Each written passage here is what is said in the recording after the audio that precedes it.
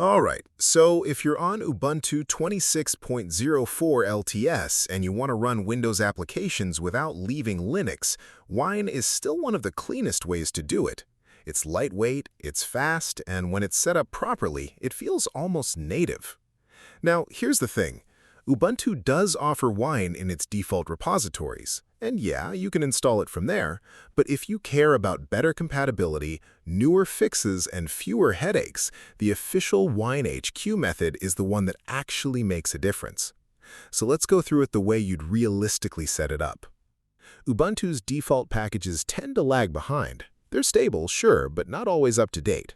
That's why adding the official WineHQ repository matters. You're basically telling your system to pull Wine directly from the source where it's actively maintained and updated.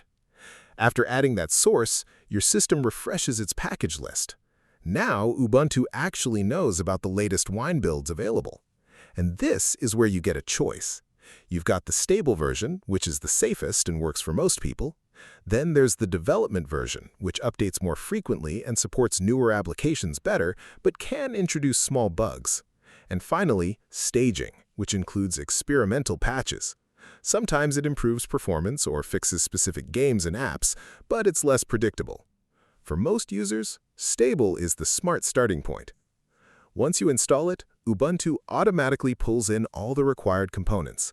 That includes both 64-bit and 32-bit libraries, which is what allows Wine to handle such a wide range of Windows software. Now comes the part that actually sets everything up. The first launch. When you run Wine for the first time, it creates what's called a Wine prefix. Think of it as your own mini Windows environment inside Linux. It builds a virtual C drive, sets up system files, and prepares everything so Windows apps feel like they're running on a real machine. During this process, you'll likely see prompts asking to install Wine Mono and Gecko. Just let them install. Mono is needed for applications that rely on .NET, and Gecko handles web-based content inside apps. Skipping these usually leads to broken installers or missing features later, so it's not worth ignoring them. Once that's done, you're ready to run Windows software. You can take any exe file, open it, and in many cases it'll just work. No virtual machine, no dual boot, just direct execution inside Ubuntu.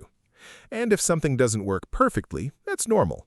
Some apps run flawlessly, some need tweaking, and a few won't run at all. That depends on how those apps were built and what Windows features they rely on. But when it works, it feels incredibly smooth. Fast launch times, low overhead, and no heavy virtualization slowing things down. So yeah, if you're on Ubuntu 26.04 LTS and you follow this method instead of the default install, you're setting things up the right way from the start. And once it's done, your system isn't just limited to Linux apps anymore. It quietly becomes a whole lot more capable.